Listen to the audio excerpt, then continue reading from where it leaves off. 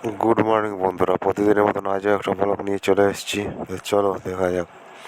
গাড়িতে সার লোড হয়েছে, সার লোড করে খালি করে লাগাই রেখে দিয়েছি গোলদারি দোকানে। এই যে গোলদারি দোকানে মাল লোড হচ্ছে, যাকে লোড হোক তাকে চলো খেয়ে আসি। খেয়ে যে ঘুগনি আর কচুরি খেয়ে নিলাম, পেট পূজার চারি করে নিলাম। এরপর রোদে অবস্থা খারাপ, গাড়ি লোড হয়ে গেছে মোটামুটি, আর হালকা হালকা মাল আছে।